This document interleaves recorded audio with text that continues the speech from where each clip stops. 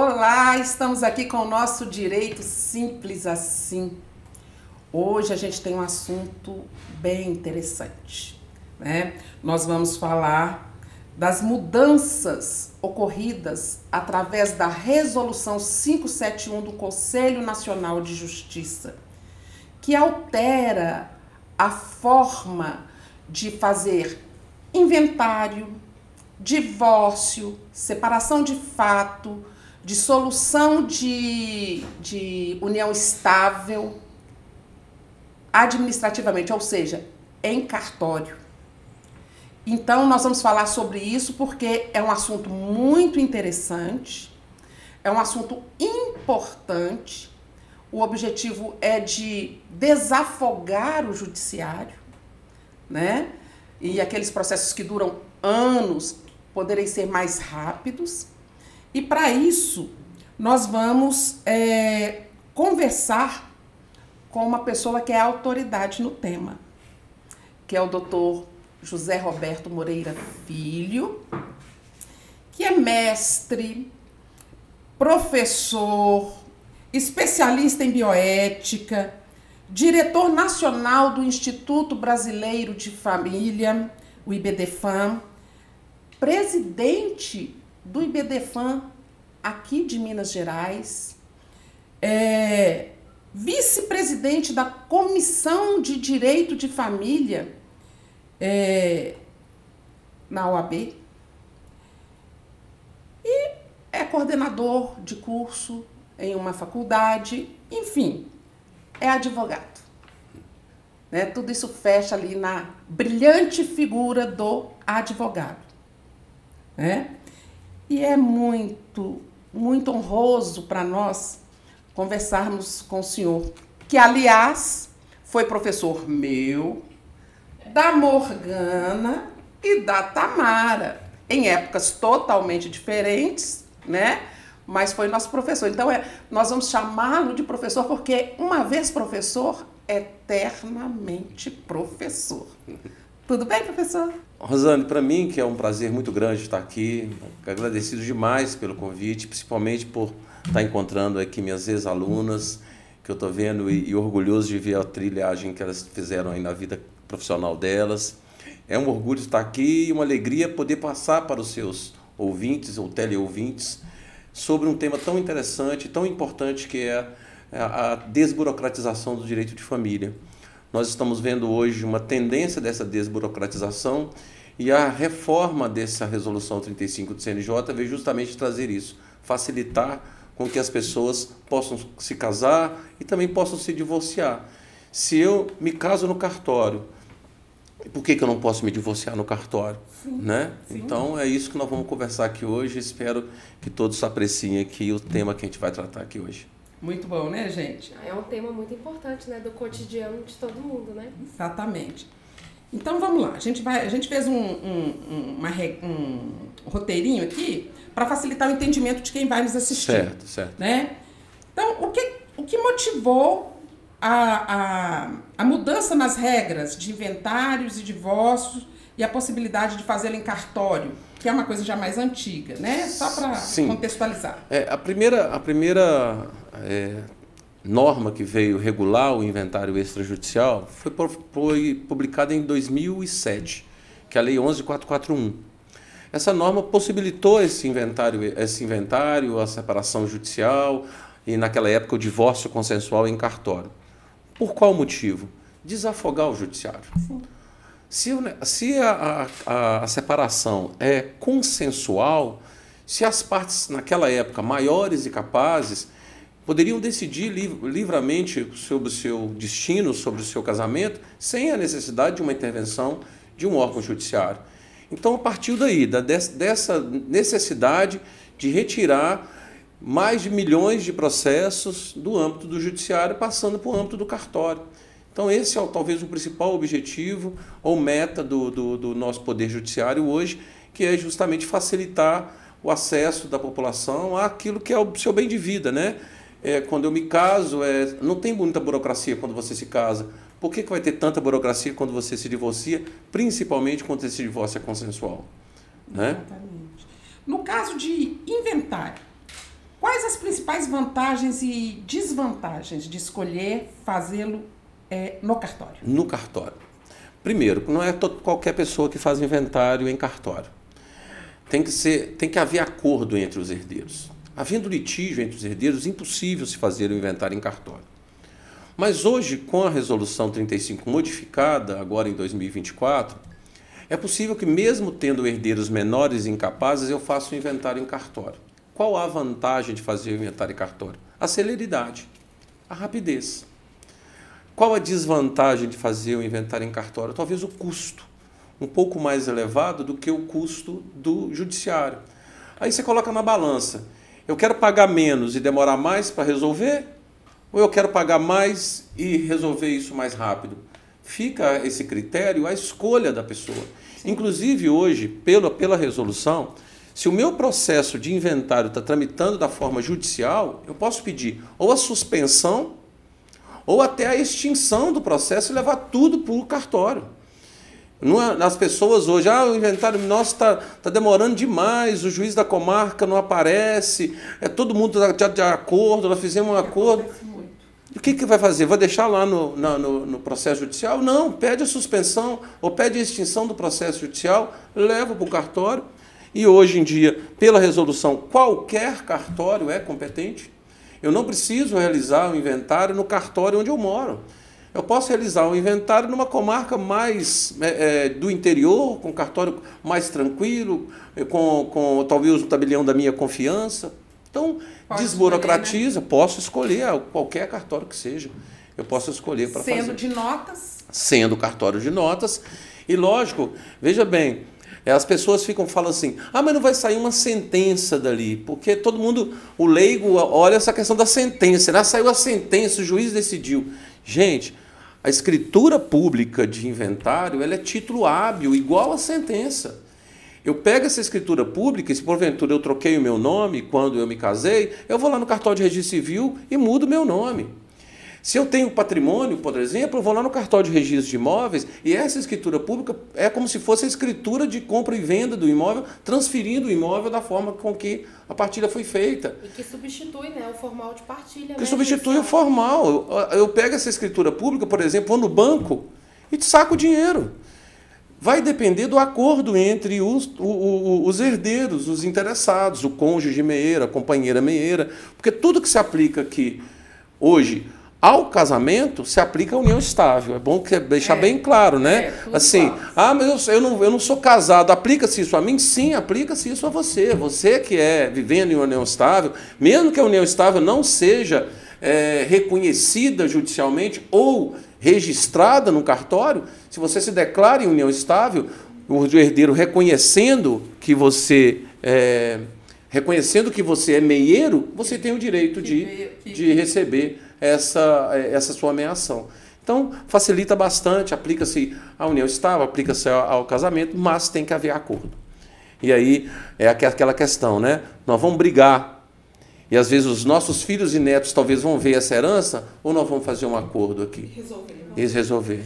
Bom, na sua opinião, quais são, assim, os principais desafios enfrentados pelo cidadão para realizar um inventário em cartório? A grande burocracia que o cartório exige na hora de feitura da escritura pública. Veja bem, eu parto do princípio de que a boa-fé ela deve ser levada em consideração. Sim. Então, se eu estou apresentando um documento no cartório, parte do princípio daquele que aquele documento é atualizado. Mas não, todo cartório exige que o documento seja atualizado com 90 dias. Então, às vezes, vão imaginar, a família é enorme, às vezes a família está até pessoa no exterior, às vezes tem outra cidade ou outro estado, às vezes demora para arrumar, porque você chega para o seu irmão que mora lá em outro estado, precisa da sua certidão de casamento atualizada.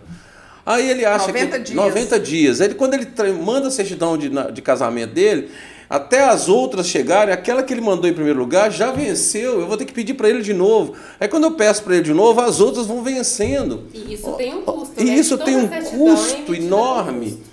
Ou seja, deveria partir do pressuposto de que a certidão de casamento, ou nascimento, ou os demais documentos óbito, que né? fossem apresentados no original assinava-se ali um termo de responsabilidade de que esses documentos são aqueles documentos inalterados até o presente momento, dando até ao inventariante o ônus de caso esses documentos não sejam validados. Ou na hora de registrar, o próprio cartório pode levantar essa dúvida. Opa, peraí, esse documento aqui está constando que você é casado, mas aqui no cartório consta que você é divorciado, ou vice-versa. Então, na hora de registrar, é que os documentos deveriam ser analisados, a autenticidade deles. Juntava o que a pessoa tem e na hora de fazer registrar, aí você leva os registros. E tudo mais. E é justamente por isso, Rosane, que na justiça é melhor. Essa burocracia na justiça não existe. Você vai aferir a autenticidade dos documentos quando você vai registrar o formal de partilha. Isso. Aí você organiza com todo mundo, sincroniza com todo mundo entrega a documentação. Mas você já dá a entrada nos documentos no cartório judicial. Então o cartório judicial, ele prima por essa não muito burocracia que tem nos cartórios extrajudiciais. Mas e também a questão do custo, que é muito mais barato na justiça do que no cartório. E as taxas não são baratas. Não são baratas. E são inúmeras taxas. Inúmeras taxas que são pagas. Inúmeras certidões, autenticações. Cada documento que você vai registrar, ele registra pelo número de folhas, por exemplo. Um documento, às vezes, tem muitas folhas, por isso que o advogado, às vezes, vai fazer. Longo, né? Você coloca ali na letrinha pequena para que caber numa folha aquilo que caberia em 3, por exemplo. Por quê? Para não pagar a quantidade de folhas que o cartório exige para arquivar cada uma dessas folhas. Exatamente. Né? Se tirasse essa enorme quantidade de burocracia e de taxa no cartório, eu tenho certeza que ninguém iria pela via judicial. Com certeza. Aqui vocês devem estar assim, notando que a gente está falando de divórcio e de inventário, tudo misturado. Mas é porque as práticas são as mesmas dentro do processo no cartório. Então, tanto o que está falando aqui vale para inventário, como vale para divórcio, para partilha de bens, né? Dissolução de união estável. E a separação de fato. Esse assunto aí é legal, hein? Uhum. Essa separação de fato, o interessante dela é o seguinte, por exemplo, eu não quero me divorciar. Não quero me divorciar porque vai que eu volte, né? Então, o que eu faço? Eu posso, pela resolução, eu posso lavrar uma escritura de separação de fato. É tipo assim, Rosane, eu e você somos casados, mas não assim, vamos dar um tempo? Vamos. Não sei se a gente vai retomar ou não, mas vamos separar. E aí eu faço a escritura de separação de fato. Por quê? Porque todos os bens que eu passar a adquirir depois que eu lavrar essa escritura, você não tem direito a eles. Mesmo que o nosso regime de bens seja o regime da comunhão universal, por exemplo. Então essa separação de fato é aquele famoso dar um tempo, mas é um dar um tempo registrado, né? Você registra o tempo. E que vai cessar também aquelas obrigações. Vai cessar as obrigações de conjugalidade, de coabitação, de fidelidade e tudo mais. E dessa separação de fato, que pode ser um período de pensar ou repensar o casamento, pode advir ali ou uma reconciliação, ou pode advir ali um divórcio consensual. Vai depender do casal. É isso mesmo que a gente quer, vamos lá finalizar essa coisa. Uma vez a pessoa me procurou querendo fazer uma separação de fato sob o seguinte pretexto: se eu me divorciar, ela perde o plano de saúde. Eu não quero que ela perca o plano de saúde, então eu vou fazer um documento que nós estamos separados de fato, para a gente não ter problemas de, por exemplo, o cônjuge separado de fato não herda do outro quando ele morre. O cônjuge separado de fato não tem direito à meação adquirida dos bens enquanto está separado de fato. O cônjuge separado de fato não tem o dever de coabitação, de fidelidade, de ajuda mútua. Logicamente, dos filhos não tem outra situação, né? Mas da ajuda entre os cônjuges. Então, a separação de fato tem essas vantagens. E a vantagem também é que eu posso reconciliar a qualquer momento. Mas também posso me divorciar. Né? Então, é interessante isso aí, viu, gente? Quem não sabia disso? Levanta o dedo. Professor, vamos tomar um cafezinho? Podemos. Enquanto a gente vai tomando um cafezinho, professor... Puxa, passa a xícara. Um dos grandes avanços dessa resolução do CNJ é a questão dos menores e dos incapazes. Certo. O que facilita no processo de inventário agora com menores e incapazes no cartório? Olha, primeiro que é a grande novidade da modificação feita agora em 2024, a possibilidade de fazer inventário fazer dissolução de união estável, fazer divórcio via consensual, mesmo existindo menor e incapaz. Essa é a grande vantagem. E a preocupação maior, como proteger os direitos desses menores e desses incapazes?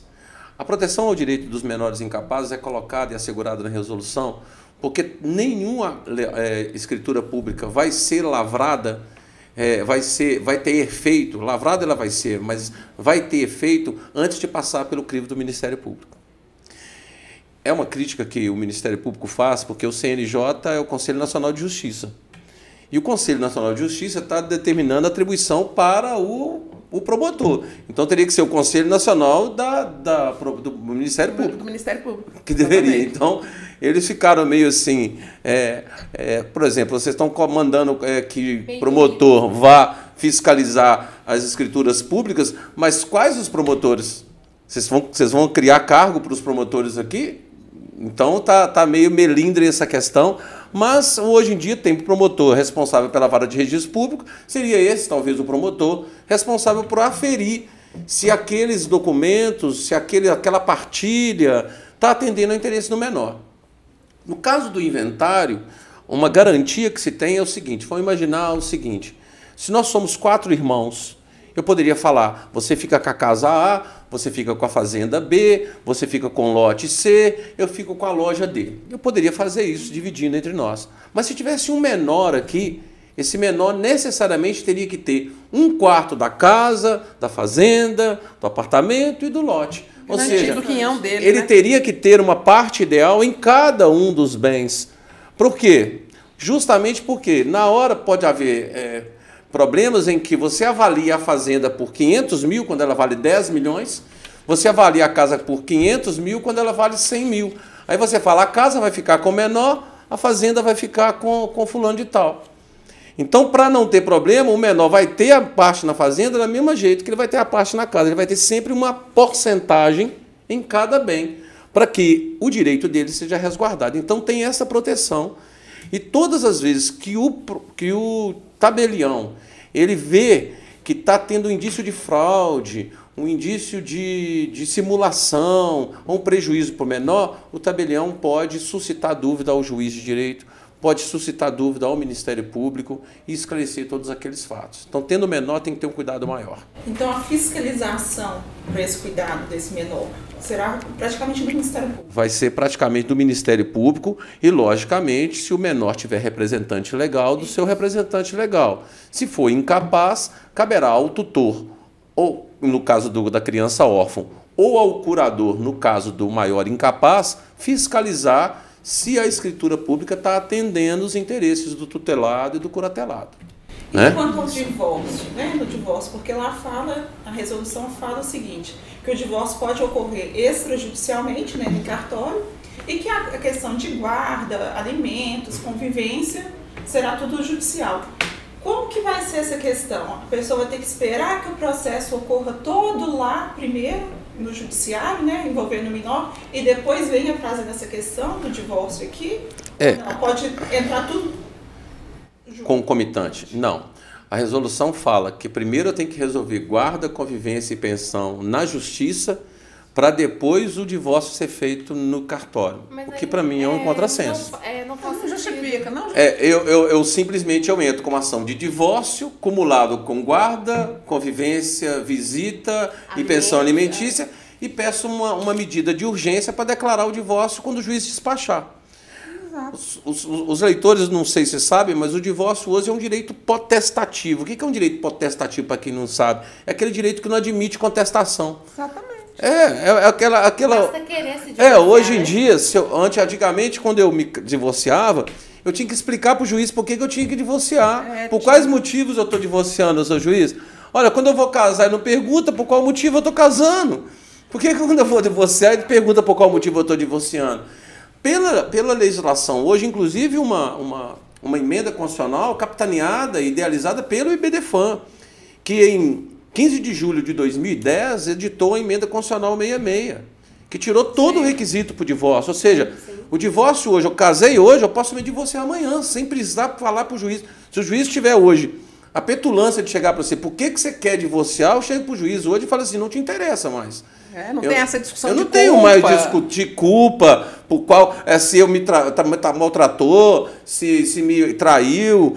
Não preciso mais disso.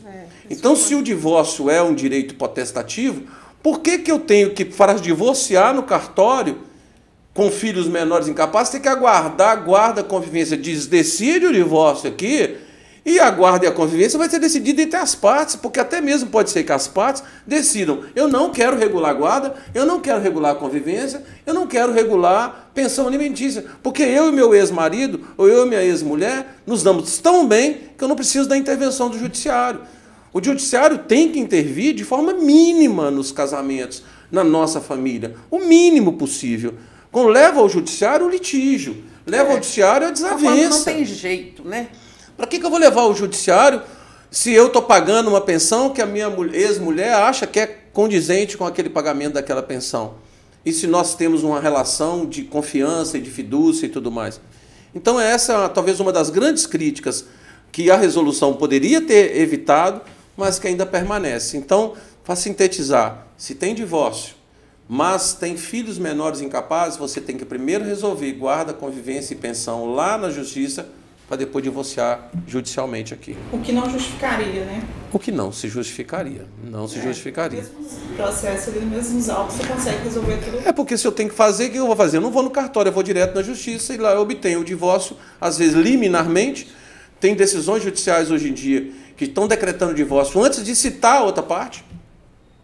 O desembargador Jones Figueiredo, do Tribunal de Justiça de Pernambuco, editou uma norma sobre divórcio potestativo. Ela caiu pelo CNJ, mas qual que era a ideia dele? Se você se casou no cartório, você vai lá no cartório e fala assim, eu quero divorciar. Aí o cartório te divorcia e manda uma mensagem pro seu cônjuge, fala assim, ó, você está divorciado, porque ele veio aqui no cartório e divorciou. Seria um divórcio impositivo, ou seja, eu não preciso entrar na justiça. Mas o CNJ barrou isso, dizendo que seria necessário haver uma interferência do judiciário nesse sentido e não simplesmente cartorário. Mas com essa resolução, talvez esse entendimento possa mudar. Mas o direito de divorciar é absoluto. Claro, porque não existe casamento de um. O casamento hoje é afeto, Rosane. Acabou o afeto, acabou o casamento. Acabou. Ponto. Se você quer o ficar... resto é a parte contratual. Exatamente. Se você quer ficar com alguém, que você ame esse alguém, que você conquiste o carinho desse alguém, o amor desse alguém. Enquanto durar esse amor, esse carinho, acabou. Não precisa do casamento, né? Porque você pode manter aí uma união estável. Com afeto, que vai ter os mesmos efeitos aí do casamento. Os mesmos efeitos do casamento. Mas eu não preciso, né, de uma certidão de casamento falando que existe o afeto. Que existe o afeto. O afeto se demonstra. Não precisa ser provado documentalmente. Não. Exatamente. Não é? A discussão maior está na parte contratual civil aí. Né? A questão toda... Dizer a verdade é quando fala patrimônio. Todo direito de família tem litígio quando tem patrimônio envolvido. Quando tem patrimônio envolvido, bens envolvidos. Aí tem litígio. Sim. Quando você vai ter um litígio lá, porque é o curatelado, porque não tem que curatelar, por quê? Porque é a questão patrimonial. Quando você vai falar de pensão alimentícia, é questão patrimonial. Quando você vai falar de convivência, eu quero que ele conviva mais ou quero que ele não conviva menos, questão patrimonial. Geralmente, os direitos de família, as questões que envolvem direito de família são questões patrimoniais. As brigas, as desavenças, todas questões patrimoniais. Eu falo com meus alunos o seguinte, em questão de inventário, a herança que você recebe é gratuita. Você não fez nada para conquistar ela, não. Exatamente. Você só nasceu naquela família. E aí você recebe uma coisa gratuitamente, vai brigar com seus irmãos de estruturar a família por uma coisa que está recebendo de graça. Aí entra a ganância do ser humano, que não vê que a relação de família talvez é muito melhor mantê-la do que ter uma grande briga de desavença, onde um familiar não conversa com o outro, onde você só lembra daqueles familiares quando você pega aquelas fotos antigas que você lembra daquele. Né? E se matam por conta de herança que você recebeu de graça. Eu já tive um caso que o irmão matou o outro por um lote de 360 metros. Por muito menos matam. Por muito menos matam. E às vezes aquele que mata não sabe que ao matar ele perde a herança. Por conta de uma indignidade, por conta de uma deserdação. Então tem questões complicadas que a gente tem que resolver. Mas isso aí é da natureza humana, né? o que a gente tem é que tentar apaziguar. E nós, advogados, não podemos ser o álcool nesse fogo. Nós, advogados, temos que saber. E aí, professor, você fez um ponto aí muito interessante. Para fazer todos esses procedimentos, né, todos esses institutos, o divórcio, o inventário, precisa de advogado, no caso do cartório? Sim, o advogado é imprescindível. Gente, eu falo que assim, você vai hoje divorciar no Sejusc sem advogado? Ok. Mas na hora que der problema, você vai ver o tanto que vai ser difícil resolver aquele problema. O advogado não é empecilho, não. O advogado é aquela pessoa que vai dizer para você, por exemplo, estabelece lá numa cláusula sem advogado que você vai pagar pensão alimentícia. Aí fala assim, ele vai pagar pensão alimentícia de 20% dos rendimentos. Fica só isso, porque não tem advogado. Aí a outra parte vai falar assim, vai pagar que dia? Não está escrito aqui. Aí o cara, ao invés de pagar no dia 1º, no 10, paga lá no dia 29 do mês. Não, por exemplo, tem direito a férias? Tem direito a férias? Então, é 20% dos rendimentos. Mas qual o rendimento? Eu não estou trabalhando, então não vou ter rendimento, então não vou pagar. Vai incidir sobre férias, 13º, salário, remuneração, sobre qual porcentagem vai incidir? Onde que vai pagar? Eu paguei para sua mãe. Eu entreguei o dinheiro diretamente para o filho. Mas você não tinha que depositar na conta? Não tem nada escrito aqui no processo. Então, o advogado serve para parar essas arestas. O advogado não serve para... logicamente que eu sempre falo que o advogado anda do lado do cliente. E se eu ando do lado do meu cliente, eu posso chegar para o meu cliente e falar assim, tem 2 caminhos para a gente andar. Tem um caminho aqui que vai ser mais perigoso, mais conturbado, mais moroso. Tem esse caminho aqui que é mais rápido. Agora, se você for me contratar, eu vou te aconselhar a ir no caminho mais rápido. Essa é a nossa função, esse é o nosso papel. Apaziguar, né? Apaziguar, essa é a nossa função. Então, a gente tem... e o advogado aqui no cartório, como na justiça, é imprescindível a necessidade de tê-lo para a feitura de inventário, divórcio, separação, essa própria separação de fato, ou até mesmo a dissolução da união estável. Sim. Né? E professor, a gente sabe, né, na questão do inventário, por exemplo, que a gente tem um daréu de documento aí que tem que ser levantado, né? Várias certidões de débito, né, negativo estadual, federal, municipal, certidão de busca de testamento, essa coisa toda. Esses documentos também vão ser necessários no cartório? Então, vão. A resolução elenca todos os documentos que devem ser apresentados no cartório. Praticamente são idênticos os documentos que eu apresento no inventário e os documentos que eu apresento no divórcio. Idêntico por quê? Porque no inventário e no divórcio, por exemplo, eu tenho que apresentar minha certidão de casamento, certidão de nascimento se eu nunca fui casado, tenho que apresentar no inventário a certidão de óbito da pessoa. Se eu fui casado e tenho um pacto antinupcial, por exemplo, no divórcio, eu tenho que apresentar o pacto antinupcial, eu tenho que apresentar a relação dos bens e os documentos inerentes a esses bens, tenho que apresentar os extratos bancários, por exemplo, no inventário eu tenho que apresentar o extrato bancário na época da morte do autor da herança. Sim. No divórcio eu vou apresentar o extrato bancário na época da separação de fato do casal. Então, todos esses documentos são apresentados, como nós falamos anteriormente, tem que ser autenticados em cartório e tem validade de 90 dias. Então, eu pego essa documentação, então é bom contratar um despachante ou você ser diligente o necessário para que quando você for dar a entrada no cartório, você se assegurar de que todos os documentos estão com prazo de validade correto. Ou até mesmo fazer ali uma conversa, né, uma intermediação com o cartório. Porque tem alguns cartórios que aceitam a apresentação dos documentos para a conferência e somente depois pega as atualizações, justamente para evitar o custo de ficar gerando uma certidão atrás da outra. Mas não é todo cartório que aceita isso. Vai depender muito do Por tabelião. isso que você pode escolher o cartório. Por isso que cartório é igual ao supermercado, gente. Cartório é igual ao supermercado. Melhor comparação. Tem uma taxa mínima, mas tem as comodidades que cada cartório oferece. Sim. Tem as comodidades. Tem o tabelião mais diligente, tem aquele tabelião que às vezes faz a conferência online com você, com os documentos. Então, essa tem cartório facilidade. que vai providenciar o tem processo cartório que de faz, TCD, tem outros que faz, vai querer que você exatamente. Então, o cartório oferece uma gama de serviços, às vezes alguns cartórios além do objeto do tabelionato. Para quê? Justamente para angariar mais clientes. Né? Eu tenho cartório da Priscila Agapito lá, que espero que nos ouça aqui.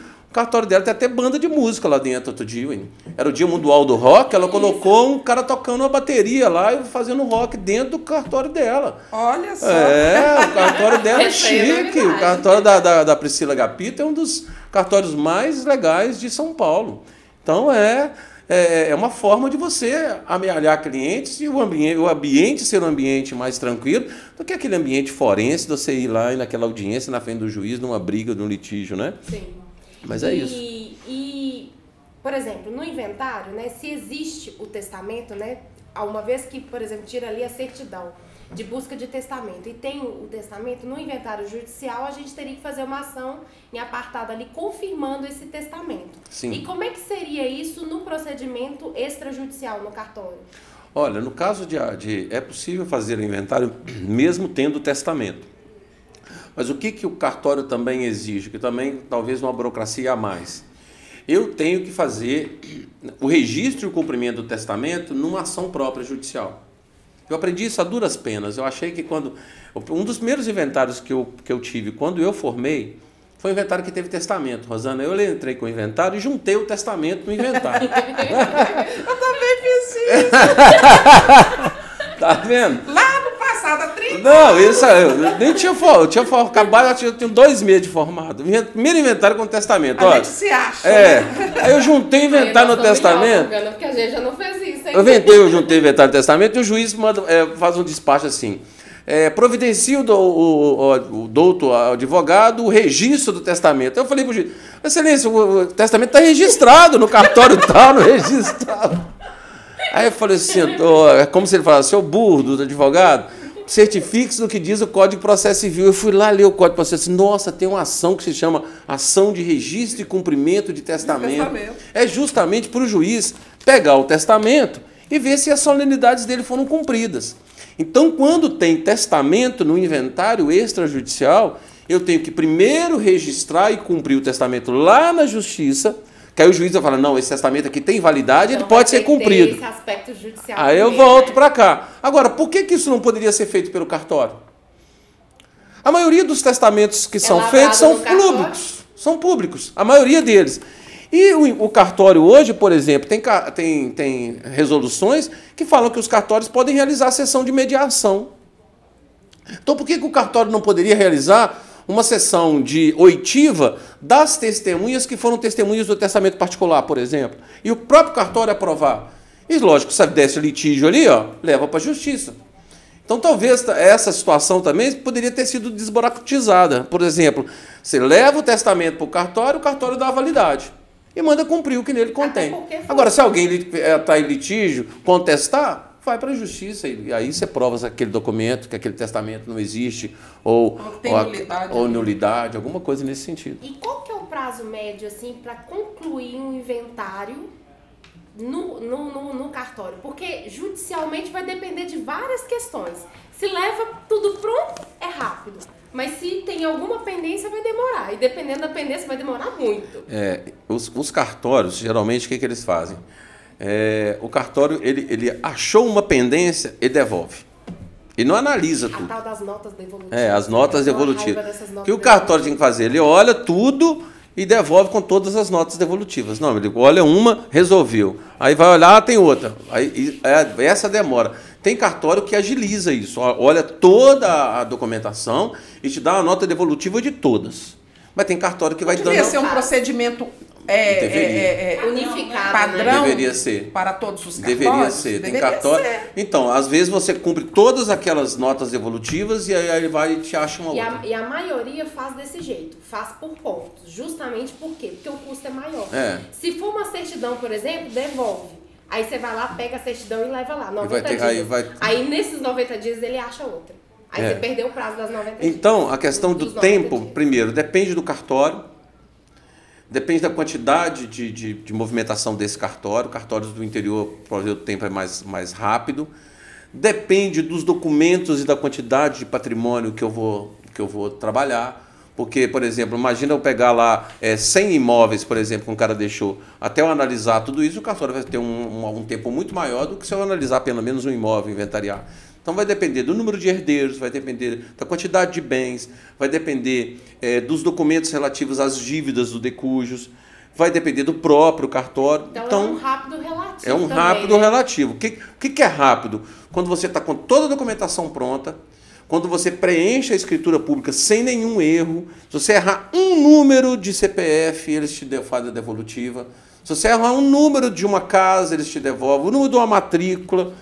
Então, tem que ter um cuidado muito grande para fazer. Se tiver tudo ok, aí você está com a documentação toda, você deu entrada no cartório, talvez ali nos 90 dias ou menos esse inventário está resolvido. Tem que estar tudo redondinho. Tudo redondinho para resolver. E os custos, né? Os custos envolvidos aí são altos, né? Existe uma questão seguinte, a resolução fala que é vedada a fixação de emolumentos em percentual do negócio jurídico. Eu não posso, por exemplo, uma escritura de inventário, por exemplo, cada página, vamos colocar assim, cada página do inventário é R$100. Então, se tiver 10 páginas, você vai cobrar R$1.000, se tiver 10 mil páginas, vai multiplicar isso por 100.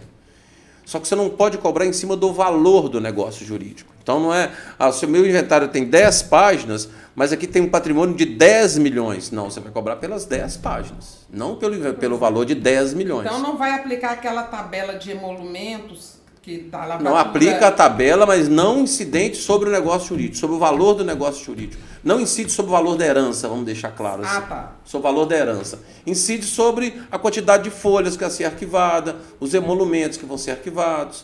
Então, tanto que vão ser cobrados. Paga tanto, isso, tanto paga exatamente. tanto. Normal isso. Exatamente. Né? Exatamente. Tá. E aí tem o imposto, né? O ITCD, TCMC. O imposto que incide sobre inventário é o chamado imposto de transmissão, causa-morte e doação, que em Minas Gerais está na alíquota de 5% sobre o valor da herança. Há que se calcular o valor da herança da seguinte maneira, para que os nossos ouvintes aí entendam. Eu tenho que pegar o patrimônio do casal, tirar o valor que é do cônjuge, como meieiro, da meação. E o que sobra é a herança. E nessa herança se calcula o valor de 5%. Então, aí, nessa herança que vai calcular o imposto de 5% para pagar. Mas aí é sobre a avaliação da fazenda, né? Que também, não é baixinha. Também é uma questão. Hoje você tem que avaliar. Às vezes a Fazenda Pública faz uma avaliação tão discrepante da realidade. Sim. Às vezes as partes apresentam também valores tão discrepantes da realidade. Então tem os dois lados da moeda. Tem apartamento que vale 1 milhão que a parte declara como valendo 300 mil. Mas tem apartamento valendo 300 mil que a Fazenda avalia por 600. Então aí tem essa discrepância dos dois lados. É muito comum. É muito comum. Aí eu tenho um inventário que era uma sala.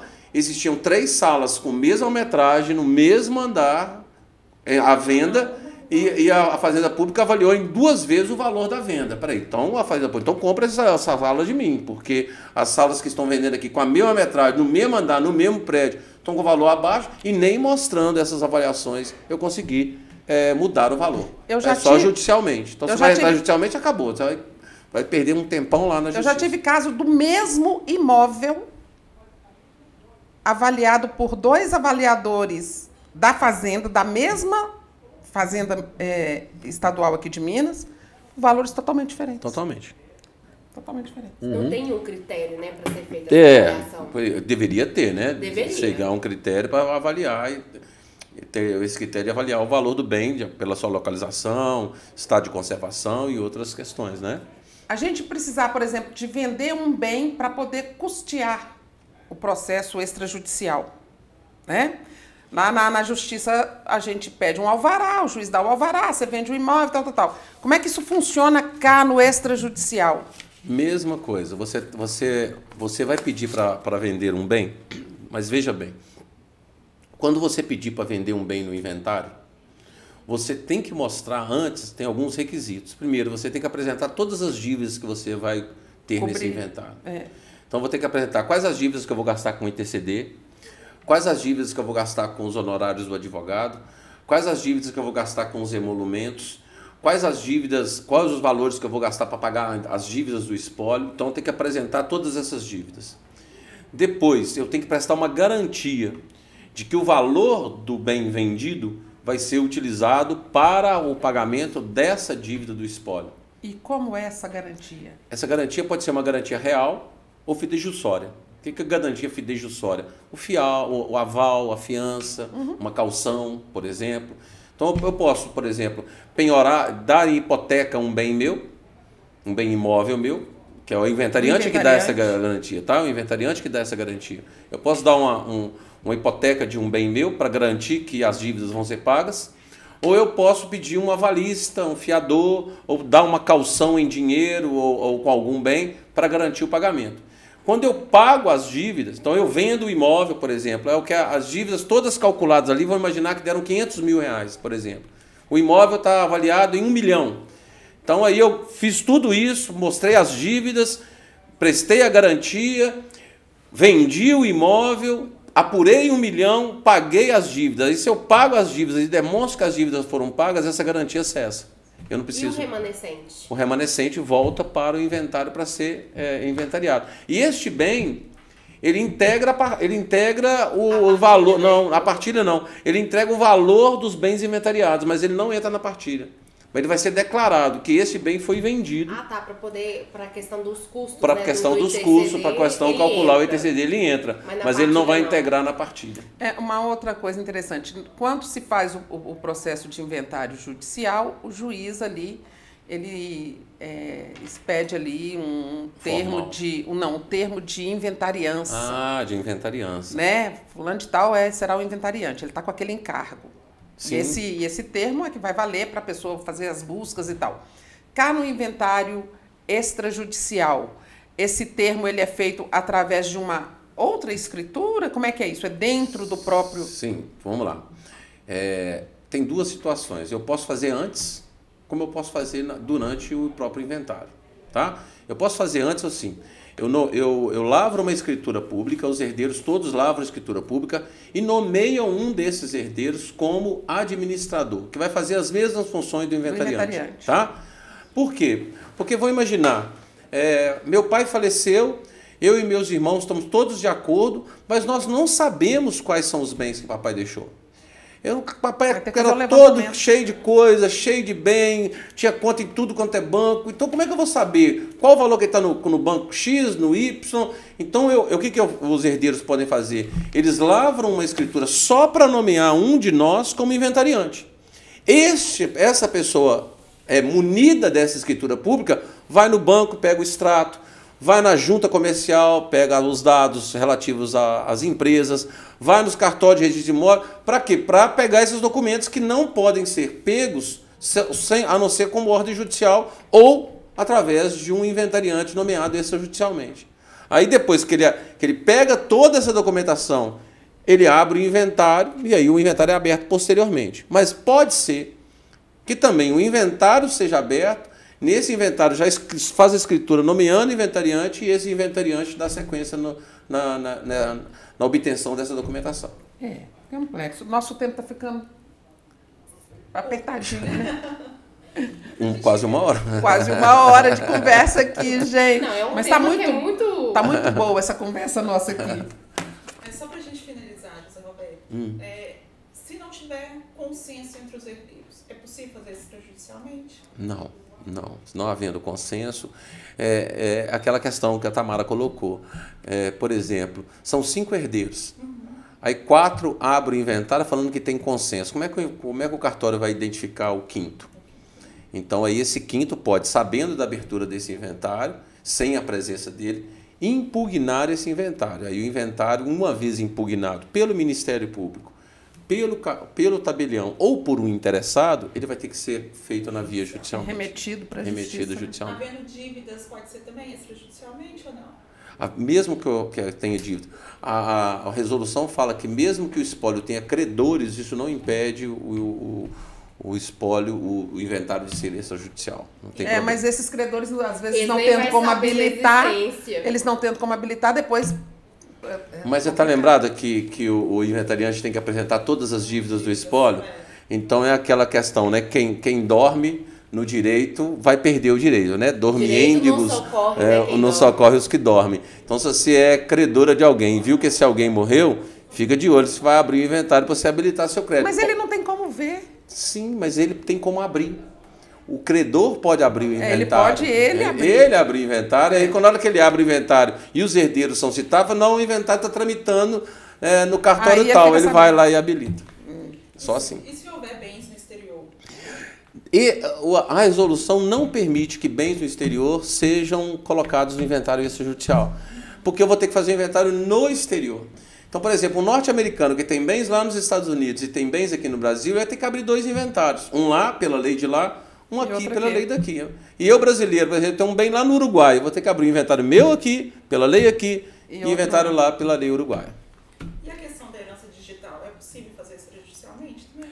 Sim. Aí nós vamos conversar um dia só sobre já isso, fazendo já a chamada para a próxima? Pra próxima. Ótimo. Eu fiz um artigo recentemente, que saiu na revista do IBDFAN, sobre a herança digital como acervo componente da herança de uma pessoa. E a herança digital hoje ela é muito complexa. O projeto do novo Código Civil ele abre um capítulo só para falar sobre direito digital e introduz vários tópicos da herança digital não no inventário.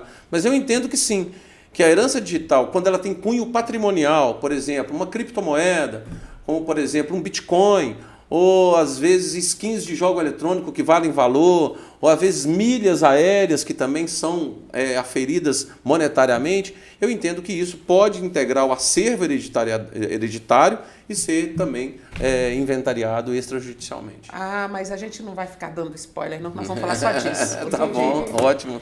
Vamos falar só disso. E José Roberto, assim, diante de toda a discussão, né, que a gente fez aqui hoje, do conhecimento assim que você tem nessa questão dos cartórios aí, você acha que o que a gente tem aí para o futuro em relação a essa resolução? Você acha que ela vai facilitar essa questão, né, do inventário, do divórcio, essa coisa toda? Porque a gente também colocou pontos aqui que a gente vê problema nela. Então, como é que a gente vai seguir daqui para frente? Ela vai facilitar ou ela vai dificultar? Olha, o que eu vejo hoje é um andamento dessas resoluções, da modificação dessas resoluções pelo CNJ, sempre objetivando essa celeridade.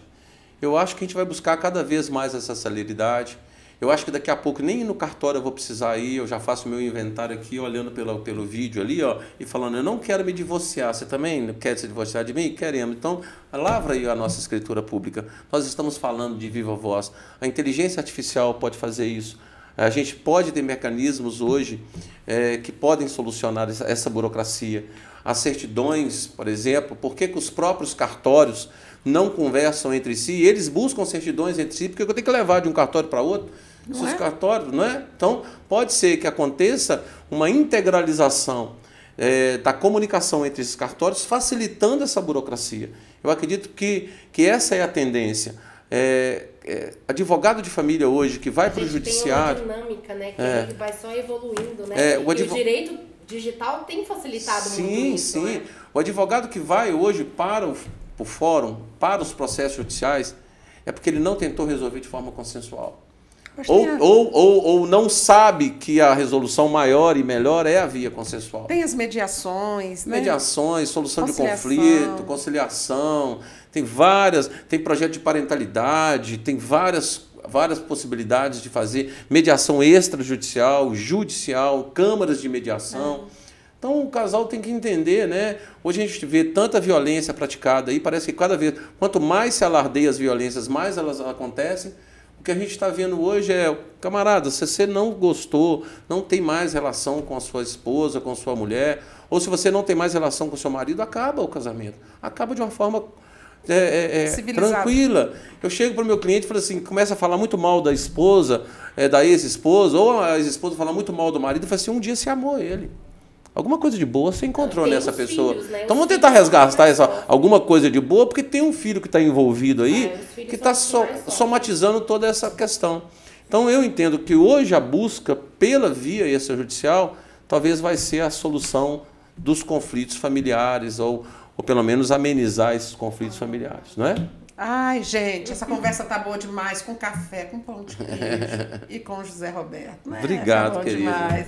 Nós te agradecemos demais a disponibilidade para vir aqui falar com esse pessoal todo que está nos assistindo. Gente, não deixa de assistir não.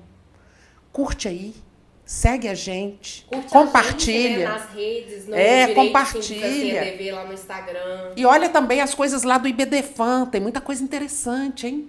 Muitas Muitas modificações que estão acontecendo aí em âmbito geral estão vindo a partir de propostas do IBDFAN. É um pessoal que não brinca. Não brinca. Eu que agradeço, Rosane, Morgana, Tamara, a gentileza do convite. O IBDFAN está aí realmente para disseminar conhecimento, modificar a jurisprudência, inovar o direito, né? Então sigam-nos nas redes sociais, assistam esse podcast, espero voltar aqui para conversar sobre outros temas. Nós fazemos absoluta questão. Ok. Professor, foi Parceiro. muito bom te ouvir falar de Que novo. Parceiro do Direito Simples Assim. Zé Roberto, parceiro do Direito Simples Assim. Estamos juntos. Gente, nós vamos ficando por aqui. Até mais. Deu certo?